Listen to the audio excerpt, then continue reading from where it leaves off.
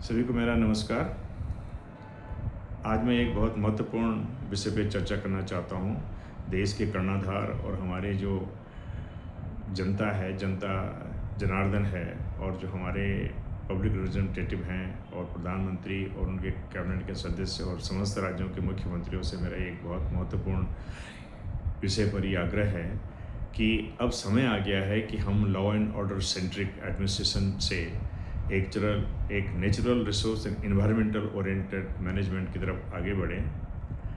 आज देखिए देश में कितनी आपदाएं आ रही हैं। जब गर्मी होती है तो ड्राउट की आपदा है, पानी की आपदा, पानी नहीं मिलता है। और जब बारिश होती है तो आज जो है उत्तराखंड हिमाचल में सैकड़ों सड़कें बंद हैं, चार धाम रोड का अस्त व्यस्त हो ही रखी है।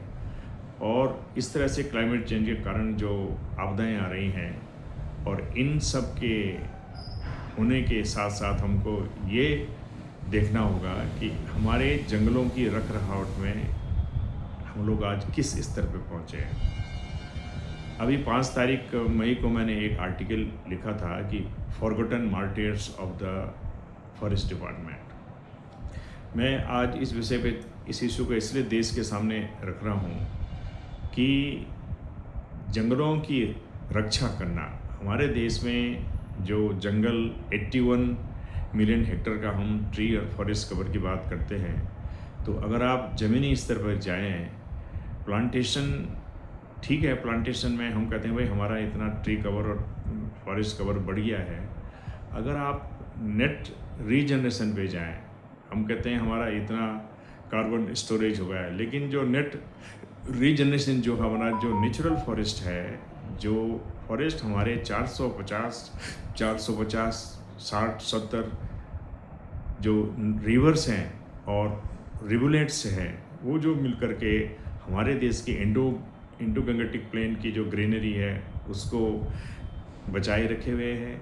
हमारे देश में जो पानी के स्रोत हैं उनको बचाए रखे हुए हैं। लेकिन अगर आप देखिए इनमें अभी बिकॉज ऑफ डिफॉरेस्टेशन एंड बहुत सारी विसंगतियों के कारण, स्मगलर के कारण, हमारी आज जो स्थिति है वो फ्यूचर के लिए बहुत अच्छी नहीं है। और इसलिए सबका ध्यान इस ओर जाना चाहिए कि law and order centric administration को कि हम थोड़ी सी दूसरी तरफ जाएं और इन्वायरमेंटल सेंट्रिक और natural resource management centric administration की तरफ जाएं, क्योंकि हमारे देश की पॉपुलेशन बहुत बढ़ रही है और विकास भी आवश्यक है। लेकिन साथ साथ जो हमारे जंगल हैं, जो हमारी फॉरेस्ट की बायोडाइवर्सिटी है, उस पर कितना लोगों की, जो स्मगलर हैं, जो पोचर हैं, उनकी कितनी नज़र है, आप ज़रा इस तरफ भी देखिए। क्योंकि जितनी भी आपदाएं आ रही हैं रेनी सीजन में और ड्रॉट रीजन में, उसका डायरेक्ट लिंक जो है इन्वायरमेंटल मैनेजमेंट से आज बिल्कुल जग जाहिर हो गया है। क्लाइमेट चेंज की जो अनुभूति हम सब लोगों को है उसके कारण। अब आप देखिए, मैंने 5 तारीख मई को एक आर्टिकल लिखा था forgotten martyrs of forest departments, और ये रिक्वेस्ट किया था कि इन पे एक आर्टिकल हम ज़रूर लिखें। आज देश में जिस तरह से हमारे सैनिकों को जो अपने टेररिस्ट और उस तरह से की जो घटनाओं से जो जिनकी मृत्यु होती है, जो बलिदान करते हैं, उसी प्रकार से फॉरेस्ट सर्विस में आज देखिए जो इंटरनेशनल रेंजर्स एसोसिएशन है, उन्होंने उनकी जो रिपोर्ट है उसमें ये आ रहा है कि धीरे धीरे जो है पूरे वर्ल्ड में फॉरेस्ट माफिया जो है, वो फॉरेस्ट डिपार्टमेंट के जो रेंजर्स हैं, जो स्टाफ हैं, फॉरेस्ट गार्ड हैं, फॉरेस्टर हैं, वो मारे जा रहे हैं। और इसका कारण क्या है, मैं अभी थोड़ी देर में आपको बताऊंगा कि और उसमें जो मारे जा रहे हैं उसमें से भी 30 से 40% जो है इंडिया में मारे जाते हैं। और पिछले 2012 से 2017 में उनकी रिपोर्ट के अनुसार 526 जो फॉरेस्टर्स मारे गए हैं ऑल ओवर द वर्ल्ड, उसमें से 162 फॉरेस्टर जो है वो इंडिया में थे। इसी तरह से आप देखिए जंगली जानवरों से या फॉरेस्ट डिपार्टमेंट की मदद करते हुए भी लगभग पिछले 5-6 साल में 1300 लोगों ने अपनी जान गंवाई है।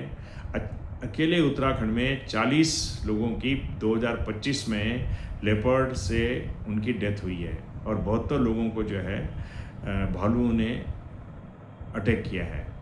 तो इसका रीज़न ये है, क्लाइमेट चेंज के कारण कुछ अवश्य बातें हैं कि खाना नहीं मिल रहा है जानवरों को, इसलिए वो हमारे ये घरों के आसपास आ रहे हैं, क्योंकि हमने उनके हैबिटेट पे इंक्रोचमेंट काफ़ी किया है। पर अब मैं जो बात करना चाह रहा हूँ कि जो माफिया है, जो पोचर और उसका माफिया है, आप देखिए कि इस तरफ किसी का इतना बड़ा ध्यान नहीं जा रहा है कि इंटरनेशनल में फॉरेस्ट प्रोड्यूस की स्मगलिंग का बिलियंस ऑफ डॉलर का मार्केट है, बिलियंस ऑफ डॉलर का मार्केट है, बिलियंस ऑफ डॉलर। और जिस तरह से फॉरेस्ट डिपार्टमेंट का जो इक्विपमेंट है उनके पास, जिस तरह से उनको प्रशासन की तरफ से जो उनको सपोर्ट मिलता है, उसको देखें तो आज ये नितांत आवश्यक हो गया है कि हम एक सेकंड थॉट इसमें दें। और इसीलिए मैंने 5 तारीख के अखबार में इस इशू को रेज किया था। और इसी प्रश्न को देखते हुए हमारे इंडियन फॉरेस्ट सर्विस एसोसिएशन के कुछ लोगों ने मिलकर के एक Indian forest service welfare fund बनाया है और एक ट्रस्ट के नाम में उसको जो है रजिस्टर्ड किया है। वो रिटायर्ड लोगों से ज़्यादातर उसमें लोग बाग कंट्रीब्यूट कर रहे हैं। अब उसमें रेगुलर फॉरेस्ट सर्विस के जो स्टाफ हैं आईएफएस के, वो दे रहे हैं। और वो कुछ 1 लाख 2 लाख 1 लाख 2 लाख जो मार्टर होते हैं, जो मारे जाते हैं इस तरह की घटनाओं में पोचर के साथ या एक्सीडेंट में, लड़ाई के समय पोचर वगैरह के साथ, तो उन लोगों को ये Indian forest service welfare trust fund जो है उनको सपोर्ट कर रहे हैं। पर अब प्रश्न ये उठता है देश के लिए कि क्या ये देश की सरकार और जनता की ये दायित्व नहीं है कि उन लोगों को उचित मुआवजा दिया जाए, उनके परिवारों की उचित देखभाल की जाए। तो इसी विषय में मैंने जो आर्टिकल लिखा था, आज मैं उसी आर्टिकल को बेस करते हुए आप सबसे भारत सरकार से अनुरोध करता हूं कि निम्नलिखित बिंदुओं पर बहुत तुरंत ढंग से इसका संज्ञान लिया जाए। नंबर 1 तो सबसे पहले जो है, जो भी फॉरेस्ट डिपार्टमेंट के स्पेशली जो बॉर्डर एरिया है, स्पेशली हाईली जो स्मगलिंग प्रोन है, पोचर प्रोन एरिया है, उसमें बहुत ही लिबरल ढंग से फंडिंग की व्यवस्था करके बहुत हाई लेवल के टेक्नोलॉजिकल इक्विपमेंट जो है फॉरेस्ट डिपार्टमेंट को सप्लाई करनी चाहिए। और एक फॉरेस्ट प्रोटेक्शन फोर्स जो है पूरे देश में बननी चाहिए।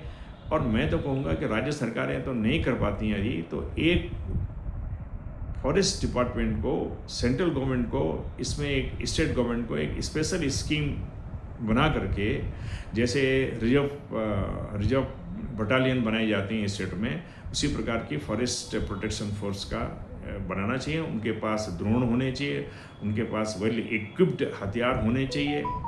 अब इसके साथ साथ जो है उनको लीगल एम्पावरमेंट होना चाहिए। भारतीय न्याय संहिता के जो धाराएं अभी मध्य प्रदेश गवर्नमेंट ने इसको किया है और तमिलनाडु सरकार ने भी किया हुआ है। इस तरह से फॉरेस्ट अफसर को फायर आर्म यूज़ करने पे जो है कोई परेशानी न हो, अनलेस की एक मजिस्ट्रेट इंक्वायरी हो, ये पावर जो है उनको मिलनी चाहिए। और साथ साथ बहुत वेल इक्विप्ड फोर्स होनी चाहिए, उनको वेल इक्विप्ड फोर्स और वेल इक्विप्ड जो है उनके पास लेटेस्ट मशीनरी और उनके पास होनी चाहिए।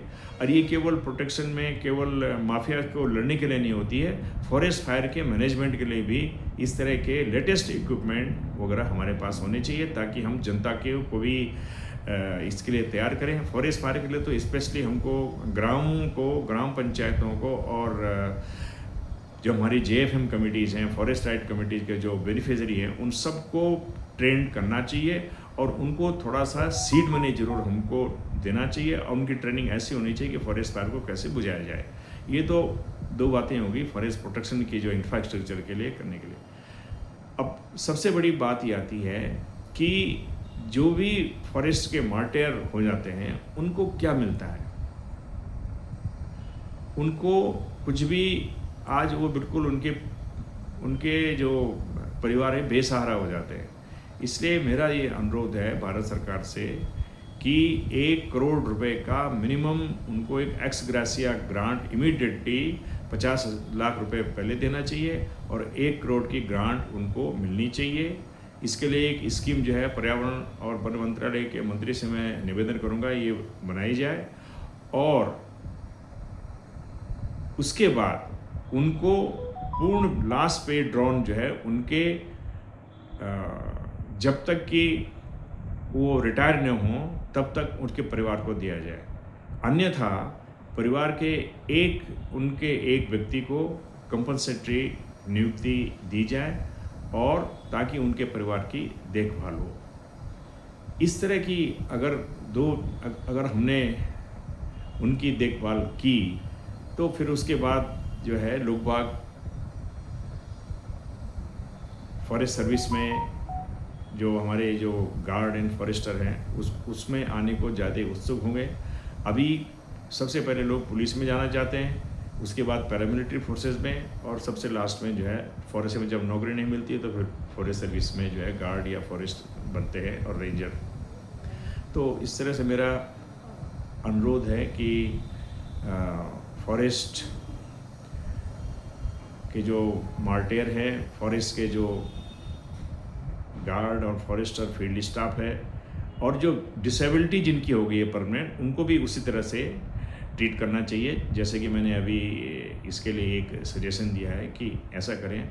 अगर हम ऐसा नहीं करेंगे तो ये आप ये देखिए कि हमारे फॉरेस्ट का जो एडमिनिस्ट्रेशन है वो धीरे धीरे कोलैप्स होता चला जाएगा, क्योंकि अगर आप इन्हीं हथियारों को लेके जाओगे 20 किलोमीटर 25 किलोमीटर में, एक गार्ड जो है डंडा लेके कहाँ घूमेगा, किस किस से लड़ेगा। इसलिए वो चुपचाप से या तो वो करप्ट प्रैक्टिस करना शुरू कर देता है या वो चुपचाप से एक यहाँ से दे करके इधर को देखना शुरू कर देता है।